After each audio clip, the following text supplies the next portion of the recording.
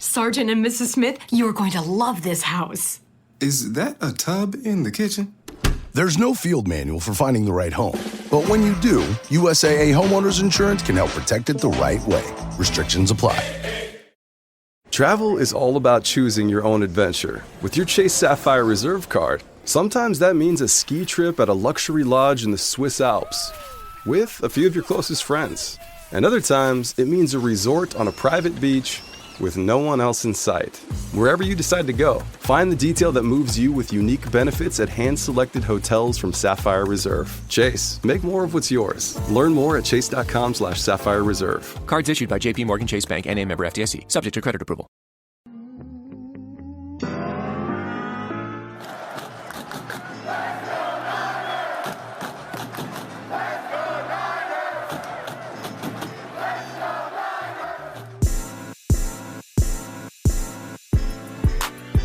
Welcome to 49ers Access. My name is Sterling Bennett, and today we are predicting the entire 2024 NFL season, going division by division, going from last place to first place. We'll predict the MVP winner, the Offensive Player of the Year, the Defensive Player of the Year, and of course, the Super Bowl 59 champion.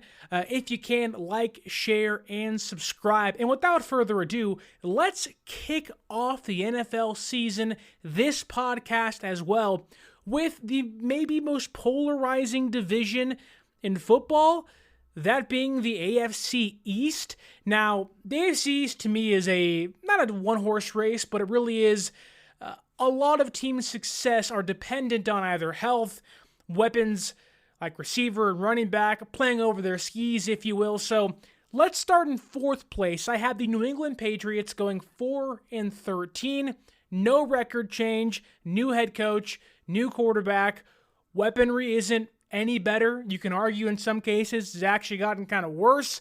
Yes, the offensive line is there. The Patriots really didn't do much to warrant an increase in wins.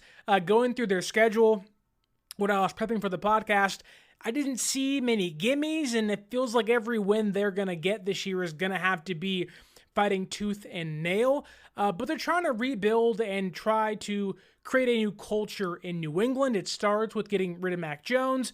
Bill Belichick is gone.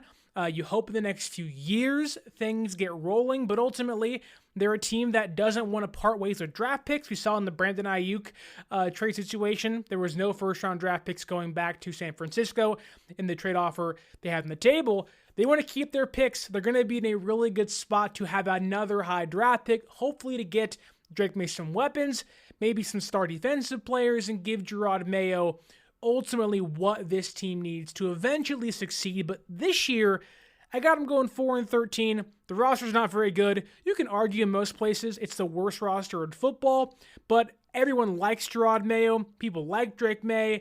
I want them to succeed or at least be better than they were last year, but ultimately, I cannot raise their win total at all.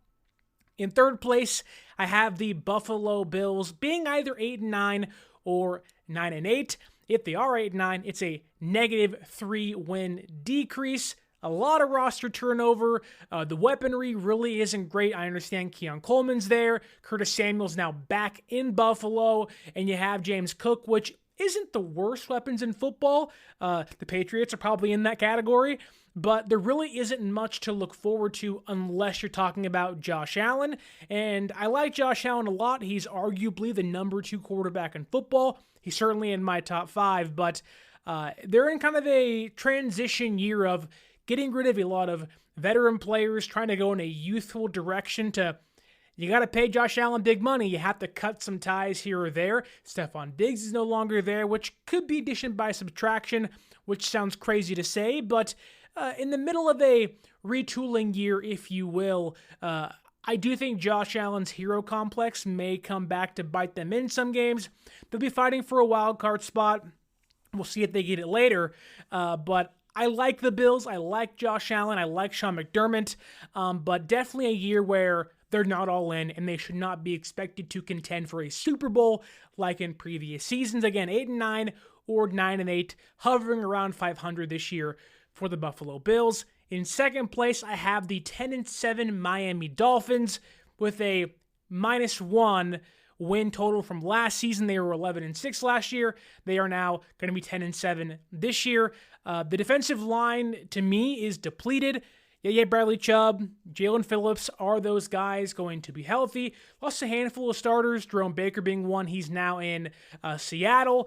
And I do think they are going to need to rely on people like Tyreek Hill and Jalen Waddle and Tua Tagovailoa. Funny enough, all three of those guys got either new contracts or restructured contracts this year in the case of Tyreek Hill. The offense has to carry the load. They have Devon Achane. They have Raheem Mostert coming back. They have the weapons to succeed. My only concern is once the winter months come, are you going to be able to hold up? I think they're almost a lock for the playoffs unless injuries happen, but the Miami Dolphins, to me, do not win the division for the second year in a row, missing out by just one game like last season as well, but this time not to the Buffalo Bills. It is the New York Jets. I know. But Sterling, what about Aaron Rodgers' health? I get it.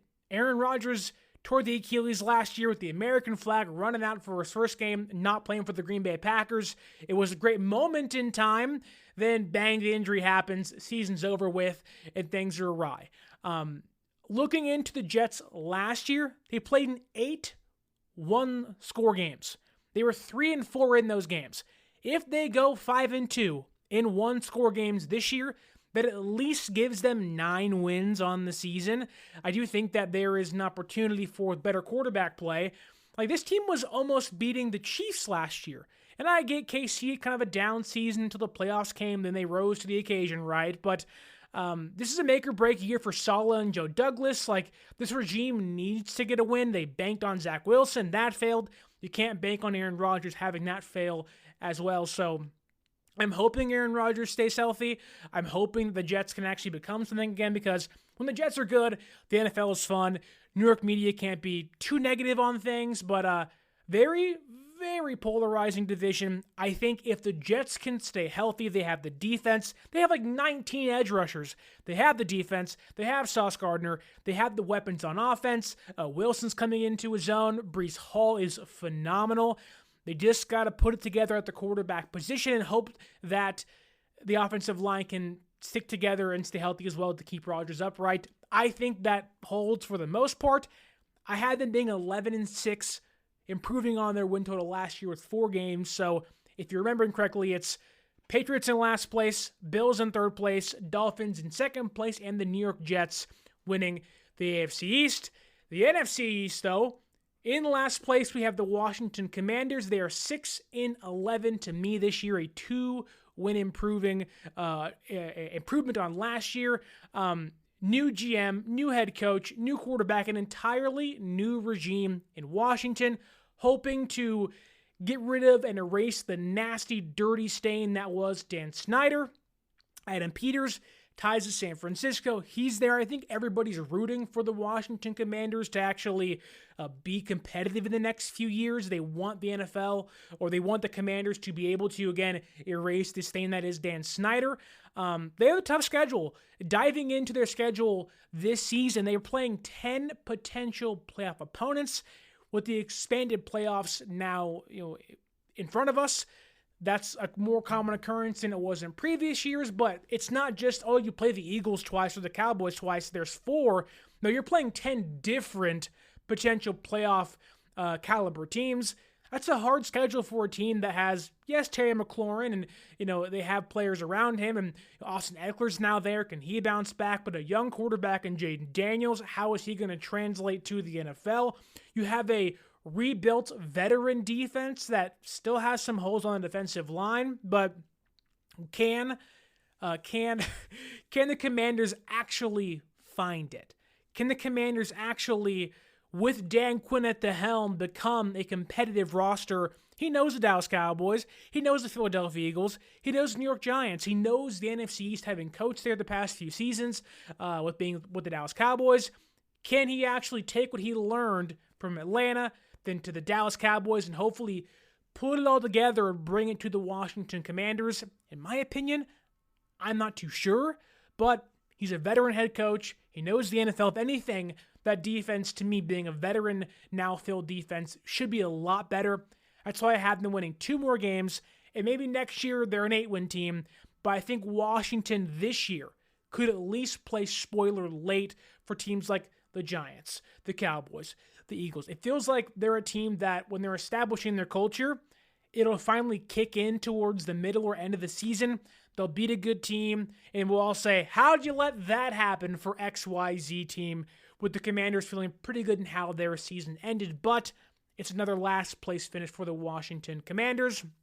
In third place, I had the 7-10 New York Giants. I get it. You lose Saquon Barkley to the Philadelphia Eagles. Daniel Jones is back. Who is he? Is he going to be Danny Dimes? Is he going to be Danny Crimes? Because he's stealing all that money out there in New York City.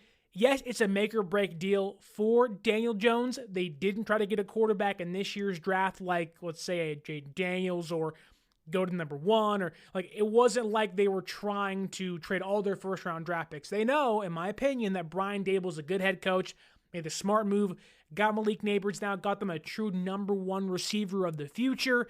And I think that the defense is going to be the lifeblood of that team, similar to how the Commanders are, albeit they have a quarterback of the future. I think that the Giants this year are going to have to rely on guys like Kayvon Thibodeau. If guys like that do not come to play every single Sunday, which last year the media was questioning, where's your motor? Where's the effort? I'm hoping this year is different for the New York Giants. I think Brian Daboll is a really, really good head coach. I think he won Coach of the Year a couple years ago. I think he's the right guy for the job. I just think that they mishandled the quarterback position and they picked the wrong guy in regards to Daniel Jones and Saquon Barkley. But I think they finished 7-10 in third place, a 1-win improvement on last season, bringing us to the most hated team in football, not named the Kansas City Chiefs, and I can argue they've been the most hated team in football for the last, 30 years. That is the Dallas Cowboys. I have the Dallas Cowboys finishing in second place this season, an 11-6 record, which is 1 loss more than their total last year. This is a massive year for the Dallas Cowboys. Not because they're going to stink in 1 year's time, but you just paid CeeDee Lamb. You're going to have to pay or choose to either pay Micah Parsons or Dak Prescott. They can afford both, but are you really going to give Dak Prescott record-breaking money? Jerry Jones seems to want to get close to that number, but that's the team aspect. Dak Prescott and Micah Parsons both want to have career years, get the bag, and both reset the edge rushing and quarterback markets. I think both those guys are playing for massive contracts. I think that brings the most out of both those players. I think Micah Parsons is going to be ready for a monster season. And for Dak Prescott, for him, it's not just, are you having another 4,000 passing yard, 30-plus touchdown season. It's, can you actually win come playoff time? I think we are going to see a more desperate Dak Prescott, a more ferocious Micah Parsons. And I think for a lot of people that watched the offseason and the draft that said the Dallas Cowboys did nothing, I think we're going to be shocked that they actually aren't just staying afloat, that they're actually pretty darn good again. Now, we all know the playoffs and the Dallas Cowboys don't go together right now, but regular season-wise, 11-6, going to have a good year. I don't love the running game. I think it's going to be a Dak Prescott-heavy offense, CeeDee Lamb-heavy offense. I don't trust Zeke. There's nothing there that I like. Rico Dowdle's okay, change of pace guy, but ultimately he's not going to be the RB1. In fact, I don't really think they have an RB1. But I do think when they're healthy, the defense can be really, really good. I know DeRon Bland got hurt, but once Trevon Diggs comes back, you get Bland back. Caitlin Carson's now in the mix. This cornerback room, if healthy, when healthy, I think can be really, really good, if not top 5 in football. So they're going to be good again, folks. I hate to hear it, but it's probably going to be the case. The Dallas Cowboys should be really good again this year. But again, playoffs are what matter most in Jerry world, which brings us to first place in the NFC East. That being the Philadelphia Eagles. I do think, though, between Dallas and Philadelphia, just like last year, the division comes down to the final game of the season. The Dallas Cowboys have their problem, some offensive line issues, but although Tyler Guyton's now there. Some offensive line questions. Can the rookies play well? Dak, Micah Parsons, all those things. The Philadelphia Eagles also have some issues where it's not just, oh, they have older vets in certain positions. It's no, you have issues at the very top of your organization. Can Nick Sirianni and Jalen Hurts get things back on track? There are a lot of people that believe, and that's not myself saying this. It is anonymous scouts, anonymous, random personnel people saying the NFL maybe has figured out Jalen Hurts. I'm not one of those people. He was hurt all of last year. No, it's not an excuse, but when a mobile quarterback can't use his legs, he looks really, really different. Jalen Hurts did not look like 2022 Jalen Hurts last year. If he's healthy, going to be a really good quarterback. He'll be in the MVP conversation, or at least in there for a little bit during the year. The bigger questions are the offensive line. Jason Kelsey's now gone. You lost a couple depth pieces that actually mattered for them. You're moving guys over like Cam Jurgens to play center. How's that going to work? There are some legitimate questions in regards to what the Philadelphia Eagles want to do offensively with Hurts, Sirianni, and the offensive line. But you bring in Saquon Barkley. You draft guys like Quinyon Mitchell and Cooper DeJean, arguably, the best free agent and two of the best prospects in football in the draft this past year. Howie Roseman knows how to pick them easily. Like, the Eagles are going to be good. And I think, the talent alone should be able to carry them. It's hard to bet against Jalen Hurts and Saquon and A.J. Brown and Devontae Smith and, Johnny Wilson's now there. And again, go to the defense, Quinyon and Cooper DeJean and, James Bradbury, although he's hurt, playing safety, and Darius Slay. Like, they're a really good team still. And that's not even including the front four with Jalen Carter and those guys. So, really good team that should carry them almost the entirety of the year. Unless last season's catastrophic, just tailspin wasn't a fluke. And if that's the case, then Nick Sirianni's probably going to be on the hot seat. But I do think they have a point to prove that, look, last year was a fluke. And I firmly believe Philadelphia is going to be back in the hunt for the number one seed in the entire NFC conference. But that brings us to the AFC South. If I'm being blunt, I think if you ask anybody, the AFC South, is one of the divisions in football that everyone kind of forgets. Like, when I think of the AFC South, I go, oh, the Texans are good. Oh, I forgot the Titans exist. Oh, and the Colts are there too. With that said, I have the Tennessee Titans being 6-11, no win-loss improvement this year. They're still in this rebuilding, reformative stage of the roster. They signed a ton of people, ton of free agent vets that are going to raise the floor of the roster as a whole. We have a new head coach now there.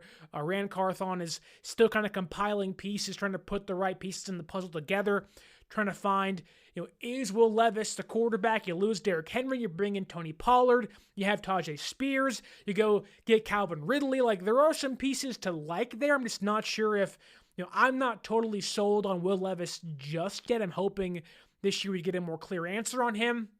And again, the floor certainly raises. They'll be in a lot of tough games this year. I think last year one of their issues was they didn't have depth and they didn't have the talent to be able to last 17 games. Whereas this year, although I don't have them winning more than 6 games, I do think that they can beat the Colts twice. They'll give Jacksonville fits, and I think they could give the Texans fits as well. Like, they're going to be a bad team record-wise, but it's one of those teams where you're never going to walk into a game saying, oh, that's a gimme. And that's kind of a nice stage to be in during a rebuild of, okay, like, we're going in the right direction with this thing, and hopefully this year they get answers at quarterback they didn't have last season. In third place, I have the Indianapolis Colts, kind of like Tennessee, no win or loss change. My biggest question mark, and I think this is going to be one of the easier things to answer, but it's a big question mark, is can Anthony Richardson stay healthy? I am someone that loved AR-15 coming out of college. He was great at Florida. He has arguably the greatest testing numbers of all time. I compared him to Dante Culpepper of the Minnesota Vikings a long time ago. Their play style is different, but the way they test it was off the charts together. AR has a great arm. If he can just stay healthy, he will be, he'll be a dark horse, comeback player of the year candidate for sure. But he has the ability to rise up those quarterback rankings really, really fast. And I'm not just talking about fantasy. Like, if he's healthy all year, they can push for the division easily, in my opinion. They have Michael Pittman there. Jonathan Taylor's back in form. It seems like the defense is a little shaky here or there, but if they have some younger pieces that need to kind of hit the year 3 jump, Kwity Paye is one of them. Hopefully this year they can be healthy together for the entire season, because they're a good team. And last year they won 9 games with, Gardner Minshew playing quarterback. Travel is all about choosing your own adventure. With your Chase Sapphire Reserve card, sometimes that means a ski trip at a luxury lodge in the Swiss Alps with a few of your closest friends. And other times, it means a resort on a private beach with no one else in sight. Wherever you decide to go, find the detail that moves you with unique benefits at hand-selected hotels from Sapphire Reserve. Chase, make more of what's yours. Learn more at chase.com/Sapphire Reserve. Cards issued by JP Morgan Chase Bank, N.A. member FDIC, subject to credit approval. That shows you Shane Steichen is a really good offensive play caller. They gave teams like Cleveland fits, who had a great defense last year. I really think that this team's one big drawback, yes, is AR-15's health, but can the secondary actually stop an opposing offense? That's the biggest question for me on the team outside of the health of a quarterback position, because Shane Steichen can give this team the punch they need to go to the playoffs and hopefully give teams like Jacksonville and the Texans some fits. I think there's a really good chance the Colts split with Jacksonville and maybe even the Houston Texans this year. I really believe if Richardson's healthy, they're going to be really good. But again, whenever a young quarterback's hurt, you never know how they're going to react. Hopefully he's healthy. And then the people in front of them, the team in front of them, to me, will be the Jacksonville Jaguars. I had them winning 10 games this year, one more than last season. I don't love the offense. I know they have Travis Etienne and Trevor Lawrence got a brand new contract. They watched Calvin Ridley leave. They brought in Gabe Davis. I'm not a big fan of his, although he's fine, just really inconsistent. I know Brian Thomas is there now, first-round pick at LSU. He's good, or at least he projects to be good. And if you compare him with Christian Kirk and Trevor Lawrence in the offense, things can happen, but that's yet to be proven. I want to see a more consistent Trevor Lawrence this year. It wasn't all his fault last year. He gets unfairly ridiculed for what happened last season. But like 2 years ago, we were talking about the Jaguars giving Kansas City fits in playoff games. I would like to believe we see a return to form, somewhat of a return to form with Doug Peterson and Trevor Lawrence. I do think that the defensive line, Trevon Walker, needs to actually remind people that, hey, I was the first overall pick a handful of years ago. Sometimes he's forgotten. When you look at Aiden Hutchinson, you're like, wow, what a star player. And Trevon Walker, it's like, oh, I forgot you got drafted. I forgot who you were, because Aiden Hutchinson's been so good for the Detroit Lions. So not a make or break year for anybody, but certainly a year that if it's a bad one again, the heat gets turned up really hot on a Doug Peterson head coaching spot, and things like Trevon Walker's fifth-year option doesn't get picked up, right? So it's a big year. I think they do play up to their potential, albeit I wouldn't consider them anywhere near a Super Bowl contender, at least right now. But second place, vying for a wild card in your own division is not too bad, knowing who's in front of you, which is probably the most exciting young team in football. That is the Houston Texans. I don't know a single person that doesn't like DeMeco Ryans, doesn't like CJ Stroud, isn't a fan of Bobby Slowick's offense. Like, they're a really good team. Will Anderson last year, they brought in Daniel Hunter, paid for Danico Autry and Joe Mixon, which no one likes Joe Mixon, but besides that point, went and got Stephon Diggs. Like, they have Tank Dell and Nico Collins. Like, there's a really good team that is building around a quarterback that ascended at the snap of a finger. It was just incredible to watch last season. There is room for regression, certainly, but I think you're looking at one of the best head coaching, offensive coordinator, and quarterback combos in football, only in year number 2. You know every single week, DeMeco Ryans is going to have those boys ready to play out there on defense. And he added more pieces to help him on offense, where some teams might say, oh, we got Joe Mixon, that's enough. They said no. And again, they went and got Stephon Diggs. Tank Dell was back healthy, and they went and paid for some more players. Like they said, the window is now. Young quarterback, a rookie quarterback last year on a cheap contract. Let's maximize this. This is what you want from your young teams if you have a young quarterback. Maximizing that contract. I think an 11-6 record, one more win than last season. They're going to have a target on their back, but I think they're too good to not contend for at least an AFC Championship game this year. Going from the AFC South to the NFC South, starting in last place is the Carolina Panthers. New head coach Dave Canales from my alma mater, a Azusa Pacific University. Shout out Cougs. The big question is, can he resurrect, quote-unquote, save Bryce Young's career like he saved Baker Mayfield's? And I think the answer is yes. I think when you watch Dave Canales talk, he's a humble man and honest man. He will be straight up with you. He'll tell you when he's wrong. He'll tell you when you're right. When you look at how last year went for Carolina, didn't have their first round pick this year. It was kind of a travesty of you're this bad and you're banking on Bryce Young, being able to lift a bad roster. It wasn't the case. I think Dave Canales is a great head coach to have, to be able to kind of not band-aid, but ultimately aid Bryce Young's career and not have it fall apart this early. They spent a ton of money on the offensive line, added a ton of defensive players. They took what was probably the worst roster in football and made it competent.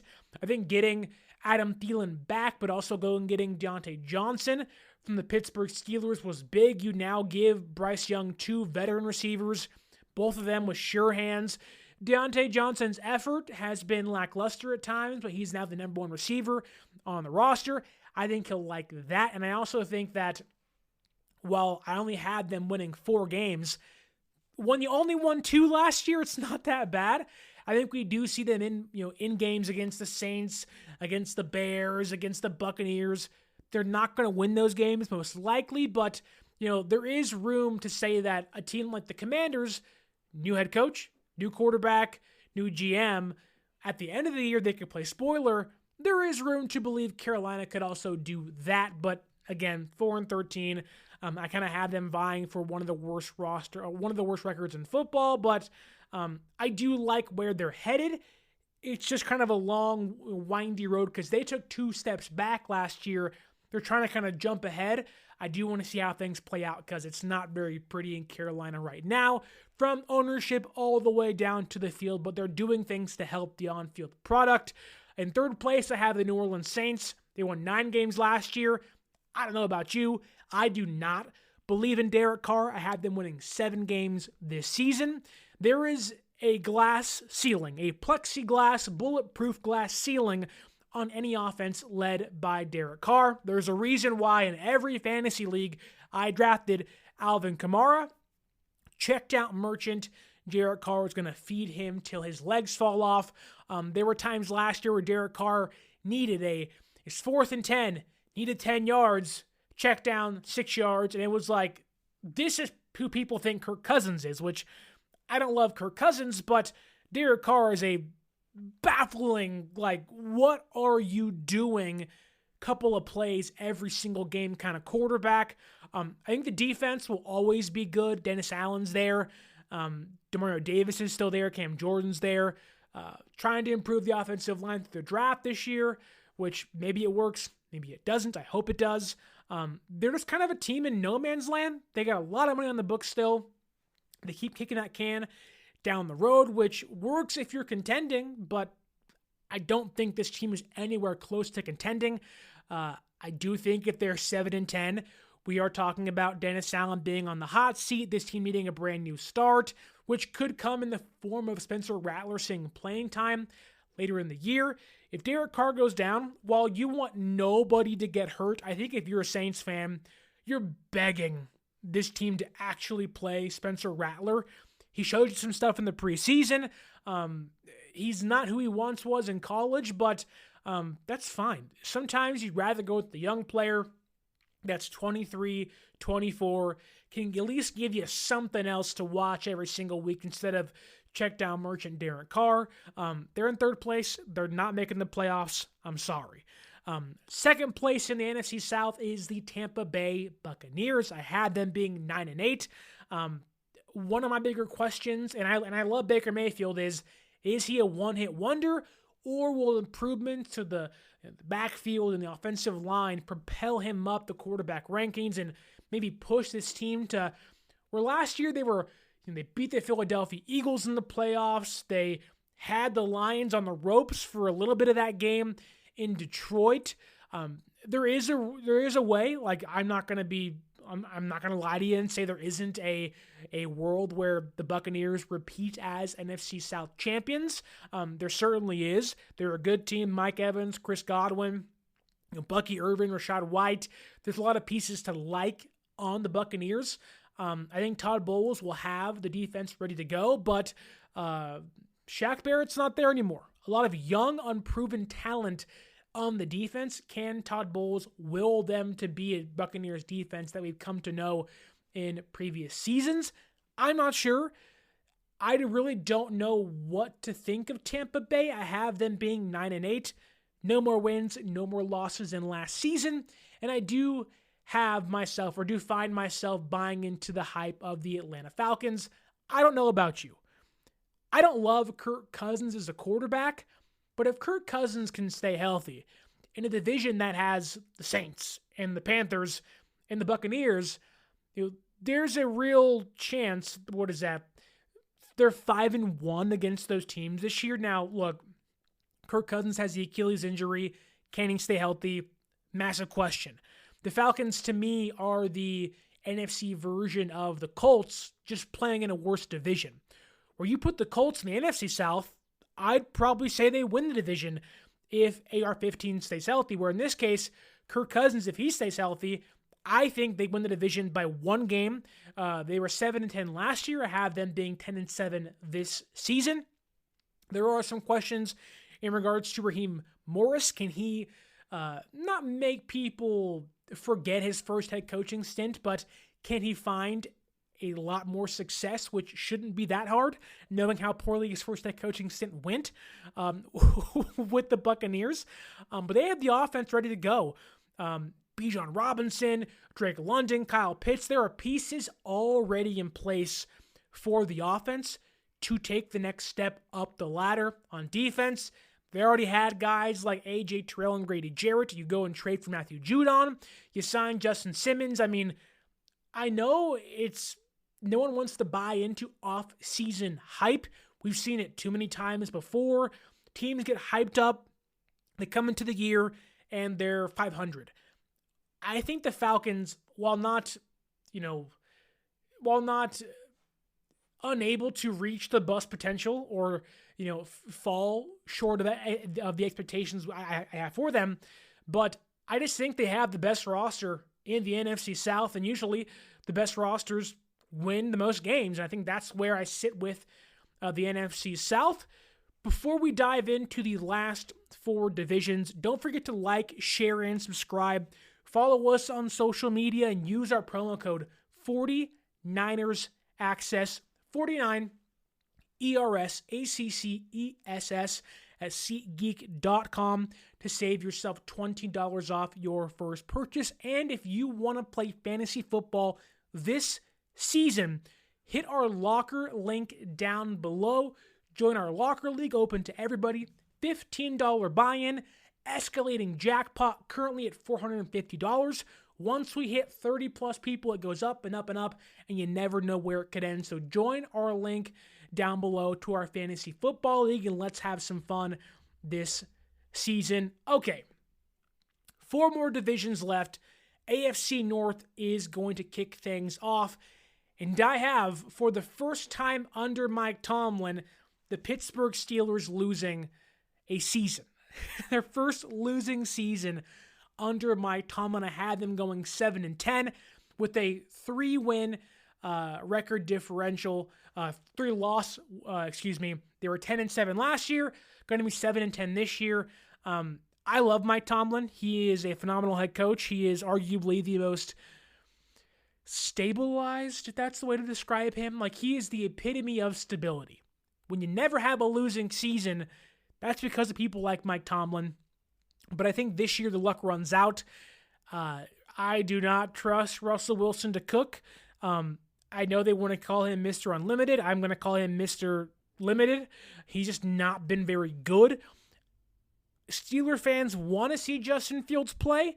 I've seen Justin Fields play. There's potential there, but there's still a lot of mistakes you don't love. Is he just needs playing time? Maybe. I just don't feel like the Pittsburgh Steelers are in a position to give a young quarterback playing time when they probably want to contend for a playoff spot. That's the expectation there. And I feel like Russell Wilson's going to play the majority of the season. I think ultimately Russ cooks too much and things catch on fire and things fall apart. But I just don't see a path to this year being a success for the Pittsburgh Steelers. Arthur Smith now being the OC, yes, much better than Matt Canada. Can he revitalize the offense? I do like Najee Harris and Jalen Warren and Cordero Patterson. George Pickens is still there. Pat Freiermuth is there. There's plenty of weapons. There's a young offensive line in place in Pittsburgh, but those guys have to perform, and a lot of those guys are reliant on the quarterback to actually throw them or give them the football. And if I don't trust the quarterback, I can't really trust the ancillary pieces around them. I do think Arthur Smith is a better offensive coordinator than he was a head coach, so that's an improvement there. I think the offense will look better. I just think teams like the Browns are going to be better this year at quarterback with no Joe Flacco and Deshaun Watson being kind of roller coaster. I do think they're more consistent on the offensive side of things. But the Pittsburgh Steelers, even despite, say, their issues, as my dog shakes his head, they are going to be one of the best defenses in football, albeit one of the most expensive ones in the league as well. They're going to be in a ton of games this year. That's how the Pittsburgh Steelers play football. I just think for the first time under Mike Tomlin, they're going to lose more than they've actually won, which stinks, but that's like they have probably the third or fourth worst roster in the division, which brings me to third place. That being the Cleveland Browns. I had them going 9-8, and they're going to add 2 losses to their record this year. I think it's a make or break year for Deshaun Watson. There is no Joe Flacco to save the day. It's players like Jameis Winston and Thompson Robinson behind him. Deshaun Watson has not looked like the quarterback he was in Houston. Some of you may say, good, he deserves that. I think I'd be in that group. But just speaking on the field play, he looks like a shell of his former self. There was signs late last year he might be kind of coming into his own, but or coming back to the form he once was, or showing signs of that. But just not good. Turnover prone, making dumb mistakes. If the Browns can just get game manager Deshaun Watson, they're going to be vying for a playoff spot. But if they get, incompetent quarterback play with him, it's going to be a disaster because they don't have the fallback options to actually help them win. I do think getting Nick Chubb back eventually will help the offense. Losing him hurt them last year a lot. I think getting him back will help them a lot this year once he returns. Jerry Jeudy's now next to Amari Cooper as the receiver too. How's that going to work out? I like the pieces in place in Cleveland, but kind of like the Pittsburgh Steelers. What's going on at quarterback? I just don't like it. But I think there is much more potential at quarterback than there is with the Pittsburgh Steelers, with Deshaun Watson in Cleveland. And they have the best defense in football. Jim Schwartz is great. He will take on any opposing offense and usually win.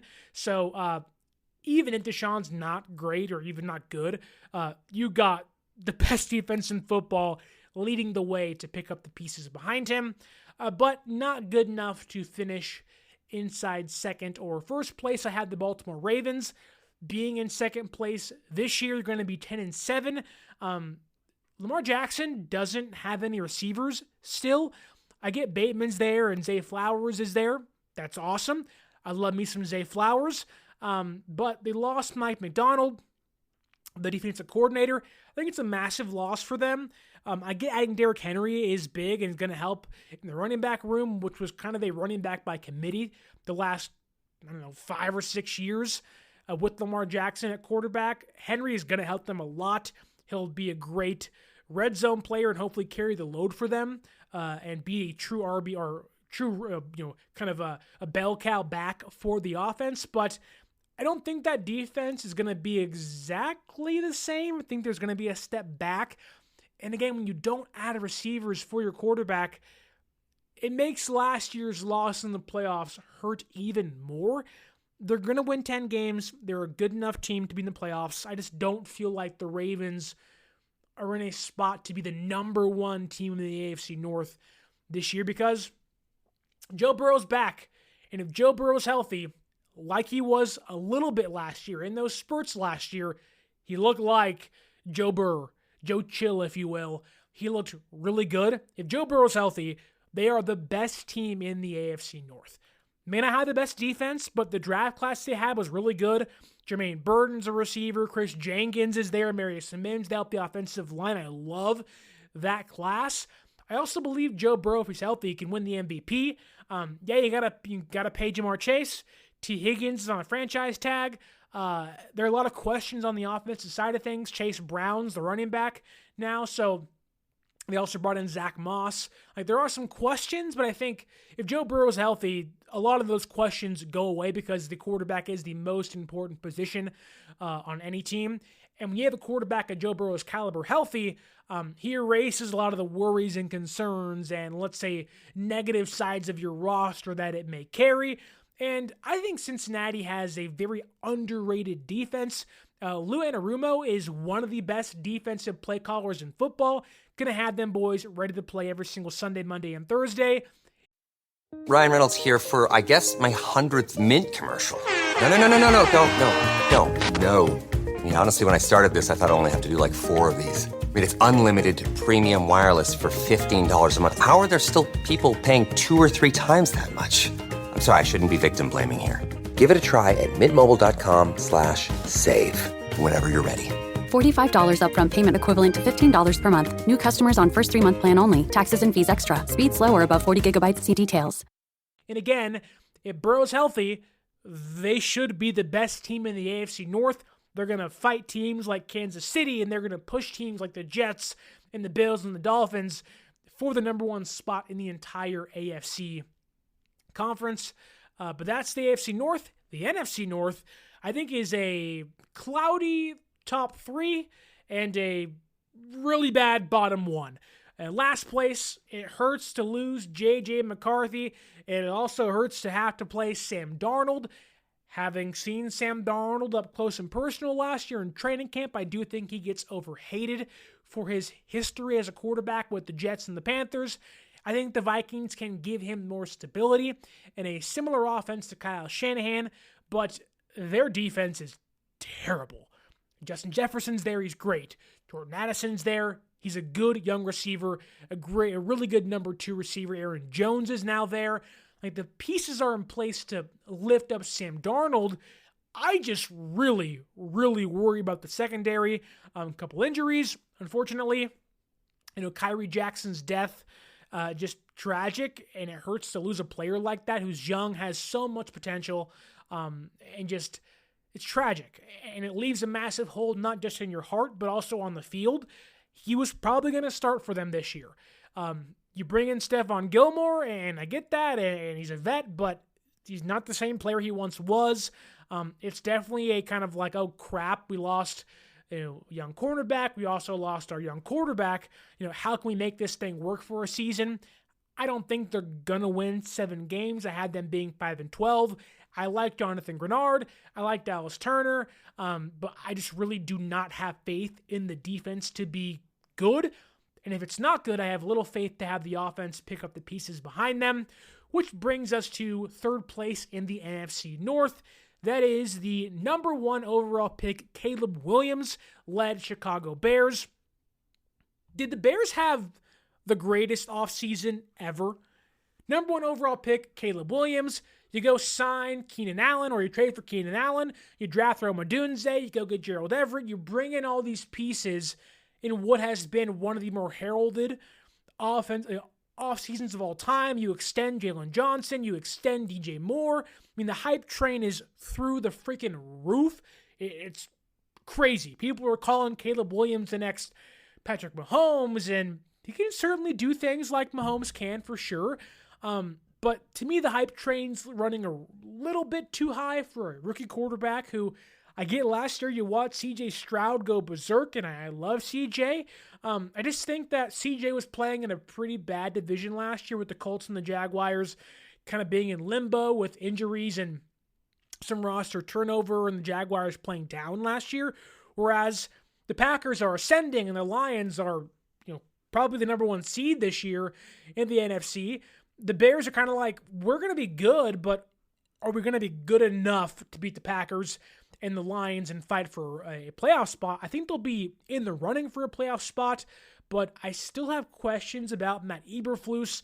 And I know this may be a very small knock on Caleb Williams' game because the defense should be really good around him. The weapons are phenomenal. Like, he is in the best spot ever for a rookie quarterback, like ever. But sometimes Caleb Williams can be a little more Josh Allen than Patrick Mahomes. And I think as a rookie, we are going to see a little bit more of that this year, where there is going to be times where it's late in the game. Caleb thinks it's USC again. He can throw on anybody. He'll try some things. He'll ultimately fail.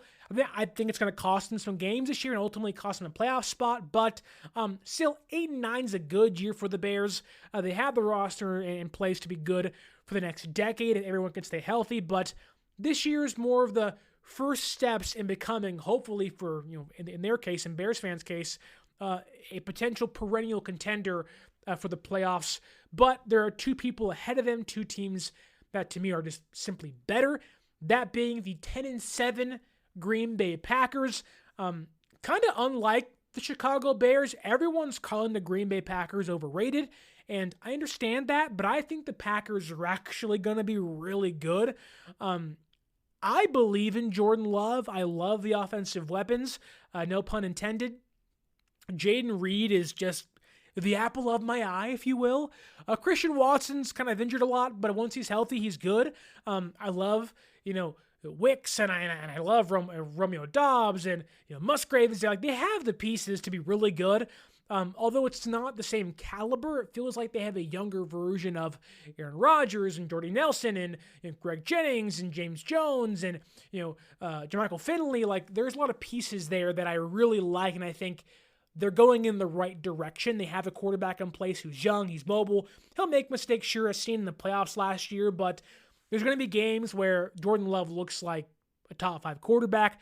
There'll be games where he throws you out of it because he's still young and he needs the reps to, ascend higher up the depth chart or the quarterback rankings. But he's a good quarterback that I think people are hating on too much. I think there's a lot to like out of Jordan Love.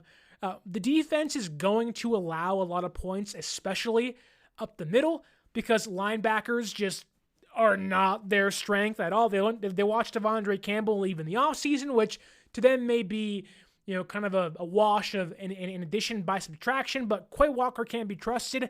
That's why you go and get people like Josh Jacobs, control the clock more. You build around Jordan Love. You get people on your roster that can almost push your defense off the field more, keep them off the field more.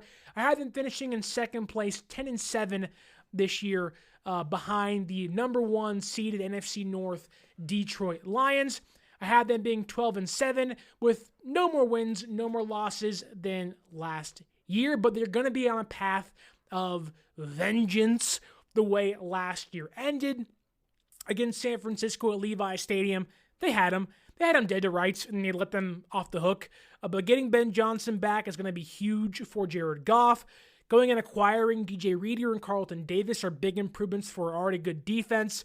They have, probably now that Jason Kelce's retired, probably the best offensive line in football. And Dan Campbell's a heck of a head coach. He's a motivator. He takes chances. He's got balls of steel, and he lives and dies by fourth down conversions.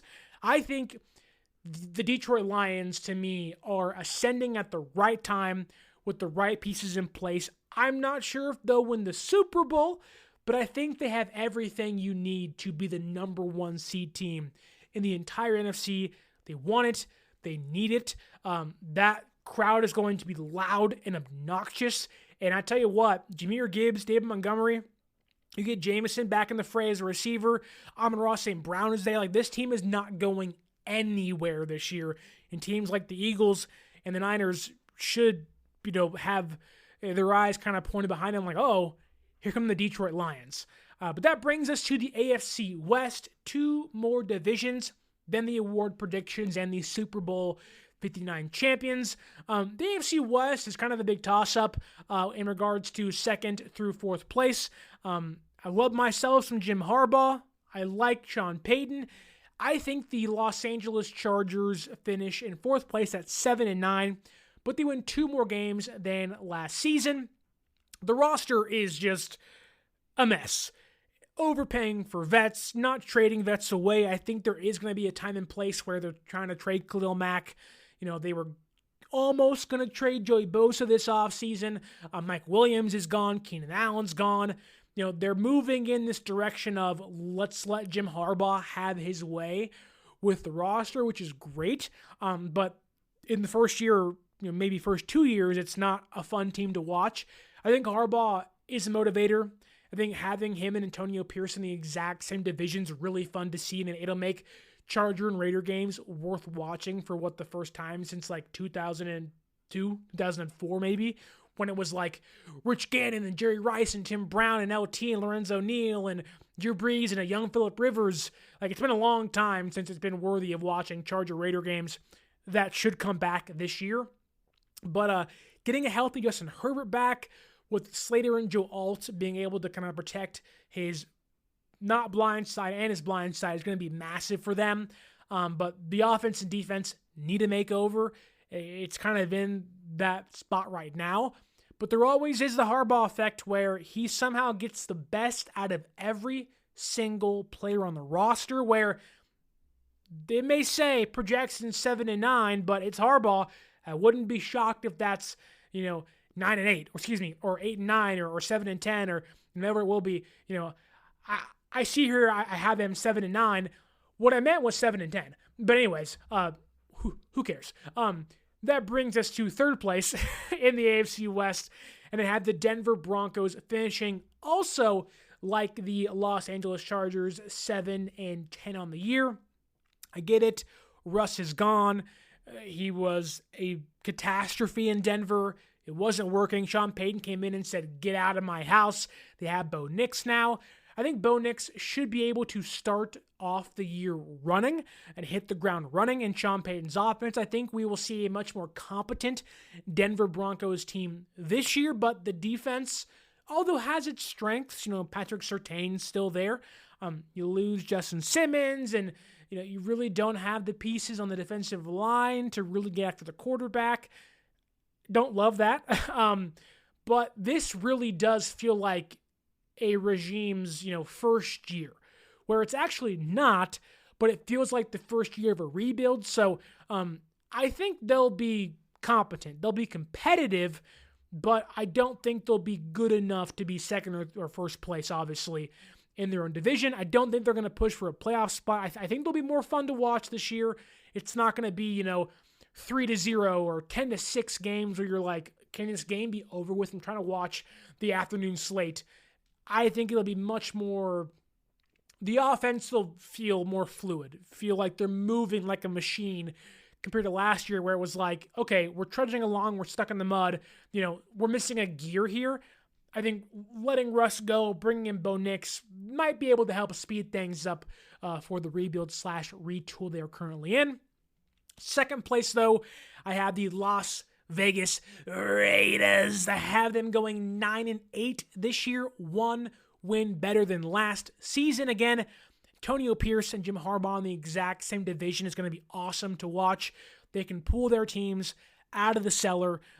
They're both good men. They're both great leaders. It's going to be just fists flying because they want to play smash mouth football, and they're going to be cheering, smoking cigars in refs' faces. It's going to be awesome to see.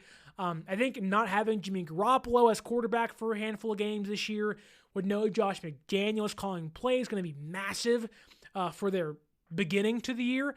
I think having Gardner Minshew as a starter is smart, with Aiden O'Connell as the year two kind of fallback option makes sense. They're going to be a team that stays afloat for a long time during the year.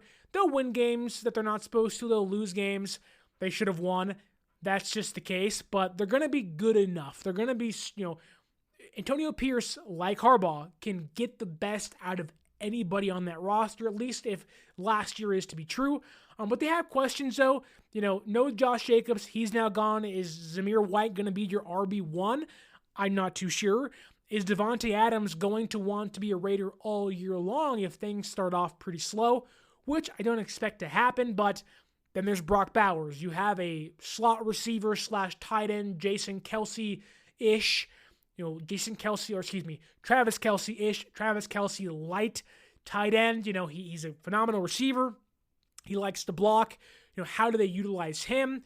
Can he help the offense, gain ground quicker on opponents? Because last year it was much more, Josh Jacobs lead the way, let's just keep drives alive and let's play some smash mouth defense. Whereas this year it's like, you have the pieces to somewhat push the ball down the field. Will you do that? I don't know. But the defense should be ferocious. You went and got Christian Wilkins. You also have Max Crosby still there. So it's going to be a fun team to watch that. I know we don't praise the previous Raiders of yesteryear of being, dirty and cheap and just, the black hole, but those teams were fun to watch for a reason. They play a brand of football you want to watch. Although it's not to that extent, Antonio Pierce is finally bringing back some clean physicality to the Las Vegas Raiders. But if there was any question of who was the number one team in the AFC West, it's the Kansas City Chiefs by far. What else do you have to say? They have Patrick Mahomes. They have Travis Kelce. They have Andy Reid. They won the Super Bowl 2 times in a row. They're going for a three-peat. I mean, come on. They're phenomenal. They're a great team. They went and got Xavier Worthy. Once Hollywood Brown comes back, it'll probably be the most vertical offense they've had since Tyreek Hill has been there, if not more so, because they got 2 speedsters now. They even improved the offensive line. Kingsley Suamataia is now their left tackle out of BYU. Losing L'Jarius Sneed certainly hurts, but they traded him away. They didn't want to pay him big money. And when you lose a player, but you still have Steve Spagnuolo, does it really actually matter? They're not invincible, but I have them being 12-5. They're going to be the number 1 seed in the AFC. Because last year was the down year. This year is the, I can't believe no one really took us seriously last year and we still won. How did that happen? This year is the, we are the Kansas City Chiefs. Did you forget? That finally brings us to our last division of the 2024 seasonal predictions, the NFC West. This, to me, although my favorite team plays in this division, I think is one of the more fun divisions to watch. The Cardinals, I think they're going to be 6-11 this year, a 2-win increase from last season. People clown Kyler Murray because of the Call of Duty stuff and the Mighty Mouse, kind of physique he has, but he's a good quarterback when he's healthy. I think now they have Marvin Harrison Jr. in the mix. James Conner's still there. Trey McBride has kind of become a top 5 tight end in football. I think the Arizona Cardinals are on the come up. Now, it's not going to be this amazing, ascension to like a 12-win team, but, I think they are going to take teams like San Francisco and they're going to beat teams like Seattle, but they're going to take teams like San Francisco and the Rams to the brink, if not in all the games this year, in a lot of them. They are going to scare some of those teams. I think there's a real chance they split games against San Francisco or the Rams this year, if not both of them. I think that people are not sleeping on the Cardinals, but just kind of forgetting they're there because they're bad last year. It was Joshua Dobbs and, then Kyler Murray came back and it still wasn't great, but, they spent a lot of money and draft picks to improve the offense. I think it's going to pay off, albeit in only 2 more wins this year, but you are going to see the Cardinals kind of be like, oh, they're beating the Bills? Oh, why is it 23-20? San Francisco's holding on. Why are they beating the Rams? There's going to be conversations of, is Kyler Murray like a top 10 quarterback again? I think that's going to happen this year. Jonathan Gannon, for as clowned as he was during the Super Bowl, or how the Niners talked about him and his defense in 2023 or 22, excuse me, in the NFC Championship game when Purdy got hurt. I think he's going to have that defense ready to go. I think, they spent on the offense because Jonathan Gannon believes he can make up for defense inefficiencies. I think getting Sean Murphy-Bunting is kind of a bigger deal for them. He's not number one for sure, but he's a good number two cornerback that has potential. I think, they're adding pieces, younger pieces that can carry them into a hopeful, brighter future. But this year, they're going to be a basement dweller, 6-11, but a 2-win improvement that actually gives Cardinal fans hope of like, okay, there's something to like here. In third place, though, we have the Seattle Seahawks. I have them being 8-9, whereas last year they were 9-8. I think for the first time in a long time, they're getting a fresh start. Pete Carroll was great there for a long time, but they had kind of plateaued once the Legion of Boom was gone. It's been Geno Smith and Drew Lock, and while one of those guys is still there, I like Geno. His story's great, well respected, but kind of like Derek Carr, albeit I think Geno's better than Derek Carr. There is a ceiling as to how far you can go with him. The offensive line is still a mess. I think Abraham Lucas is still hurt. It's not great for a team that is going to have to play a young Rams defense, an improved Cardinals defense, and hope to stay alive against a Niners defense that got Malik Collins and Leonard Floyd and Gross Matos and has Bosa still. Like, it's just not going to be a good day for Geno Smith. I do like their receiver room, DK Metcalf and Lockett and JSN. I really think JSN can take a big step this year, where in a couple years' time or even next year, they're okay letting Lockett walk or have him take a smaller role or just not pay DK. I think that there are things to like. Mike McDonald's now the head coach. He is known to be kind of a Shanahan offense stifler, if you will. He was great last year against a Shanahan-style offense. I really think that, they're not going to be bad. They're going to be competitive. They're going to be good on some days. There's going to be some days where the bumps and bruises along the way are a lot bigger than they were last year. But I don't think they're going to get crushed by any means. They added some pieces this year that I like. They also kept some pieces last year. Leonard Williams is still there. I really think that it's going to be a new Seattle Seahawks, which is a really great thing for the 12s, if you will, if you're actually watching on a Niner podcast.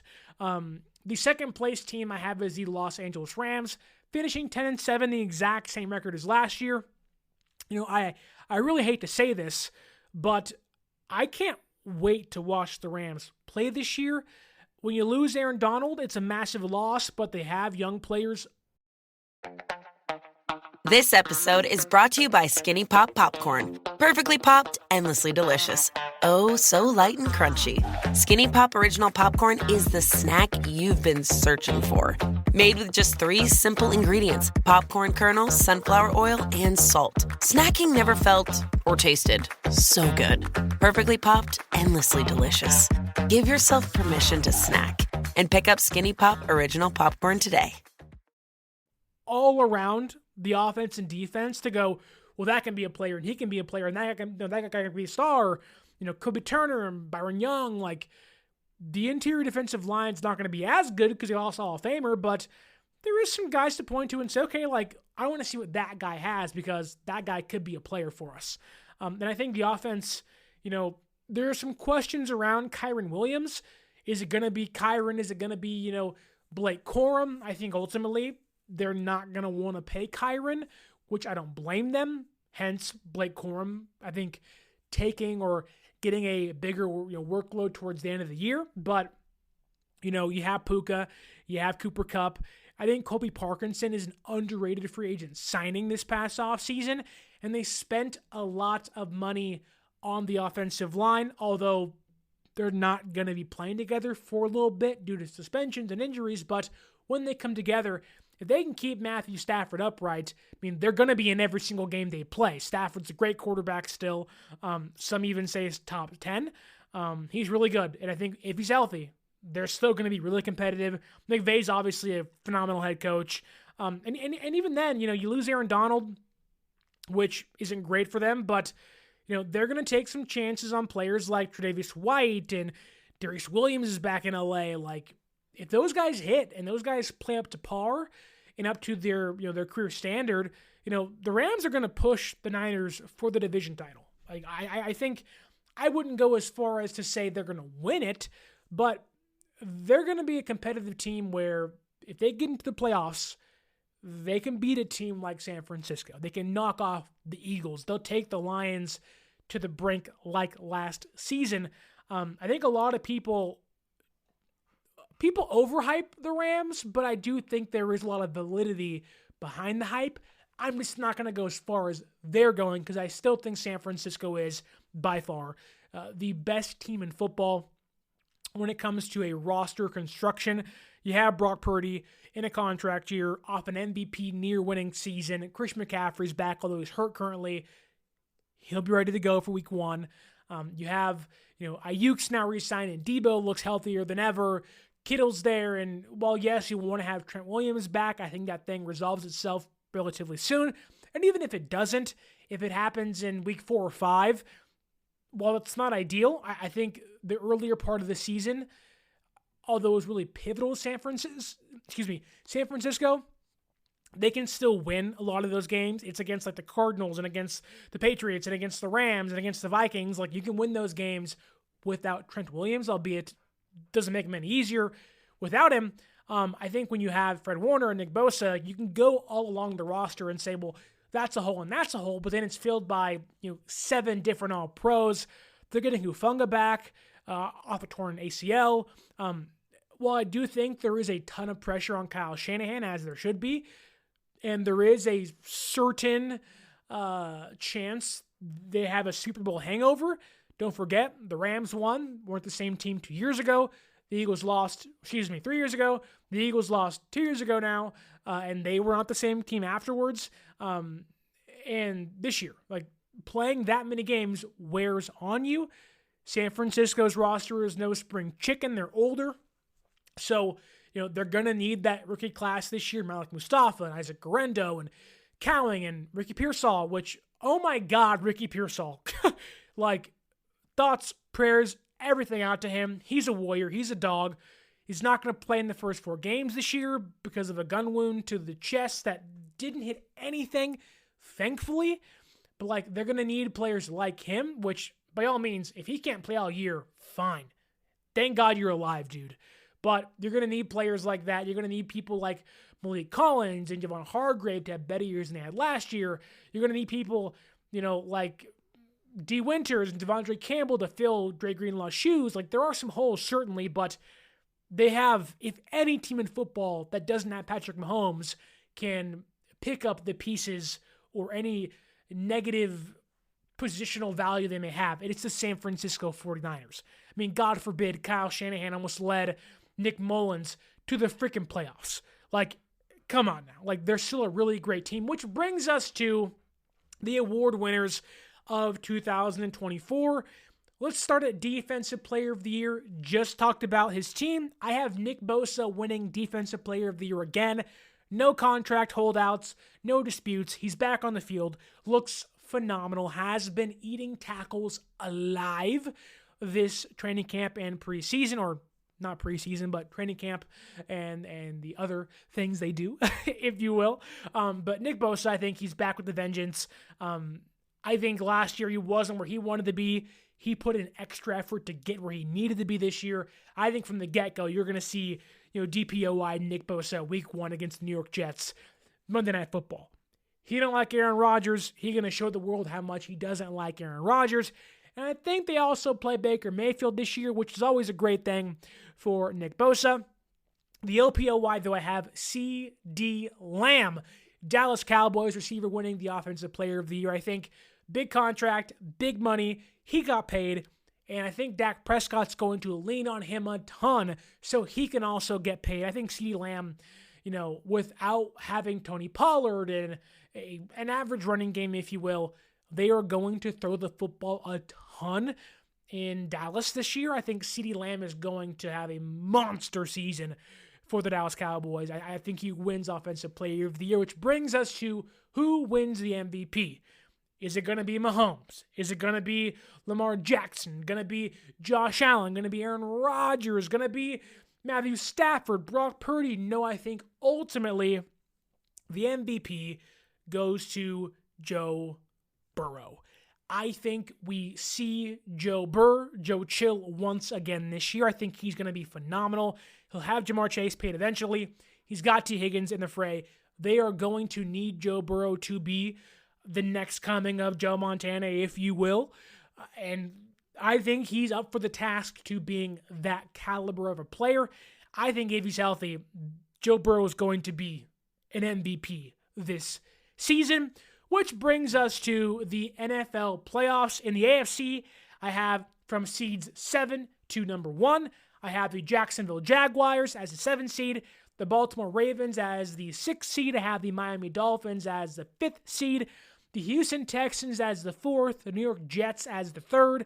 I have the Cincinnati Bengals, led by MVP Joe Burrow, as the 2nd seed, and the number 1 seeded Kansas City Chiefs. Obviously, KC gets the first round bye.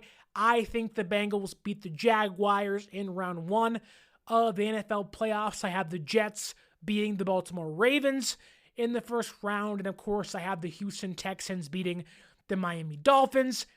Keep going along the lines here. I have the Cincinnati Bengals beating the New York Jets in the divisional round, and I have the Houston Texans upsetting the number 1 seeded Kansas City Chiefs, which means we have a Bengals and Houston Texans AFC Championship game.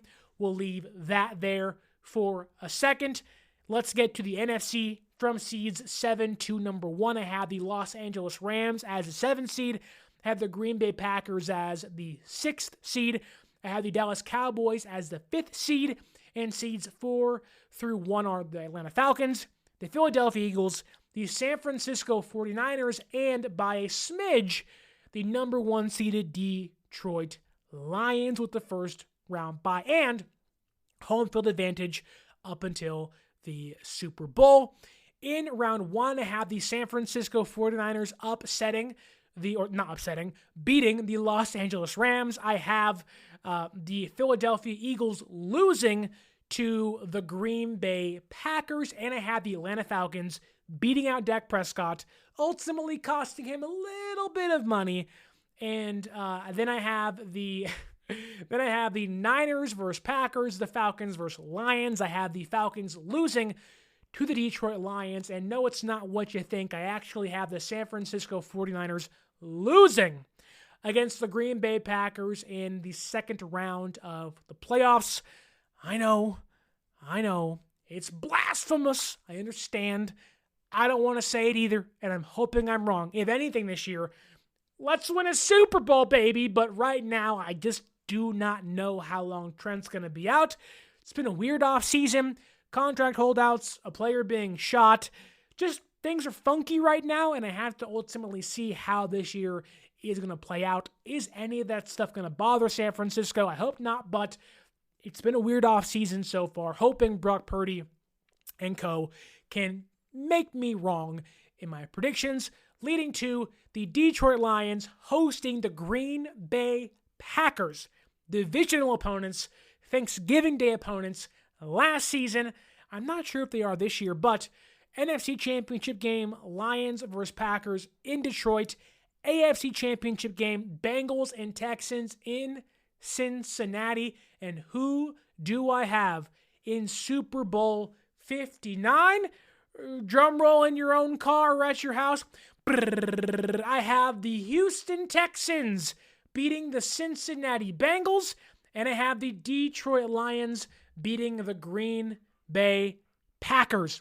Texans, Lions, Super Bowl 59, and I have just to stick it to Detroit, I have the Houston Texans. DeMeco Ryans getting his Super Bowl before Kyle Shanahan. The Houston Texans are your Super Bowl 59 champions, which talk about an ascension up the NFL ladder, upsetting Kansas City, beating the Bengals, and ultimately winning Super Bowl 59. Last year, I had Niners and Dolphins. That almost came true. It looked pretty good through the majority of the season. Let's see how this year plays out. And if you stuck around for the entire hour and 15 minutes, tell me what your predictions are for this year down below. If you want to do divisions, if you want to do MVP and award winners, if you want to do just Super Bowl champion, how do you think this year is going to play out? Tell me down below in the YouTube comments. If you don't subscribe to the YouTube channel, first off, what are you doing? Second off, hit me up on social media at 49ers_access is the X or Twitter. 49ers.access is the Instagram. You can tell me your predictions on those platforms as well. If you kindly could, like, share, subscribe, leave that review, give us 5 stars. I don't care what you put in the review itself. Just give us 5 stars. It helps the show. It's the easiest and free way to help the show grow. And if you kindly would, use our promo code 49ERSAccess, 49 ERSACCESS at SeatGeek.com to save yourself $20 off your first purchase. You give us a review, I give you an easy discount to help save you some money. How awesome is that? But not saving. What about winning money? If you want to win some money with the current jackpot around $450 that escalates when we get above 30 people, hit the link down below to our Locker Fantasy Football League. Anyone's allowed to join. It's a $15 buy-in. Once you buy in, you play all year long. It's super fun. And if you win some money, isn't that even better? It's cheap, it's free, it's easy. I've had actual ESPN Fantasy Football League pay-ins a lot higher than that, 25, 50, 100, just $15. What is that? Maybe 2 cartons of eggs? Who needs eggs? Who needs protein when you can play fantasy football with moi?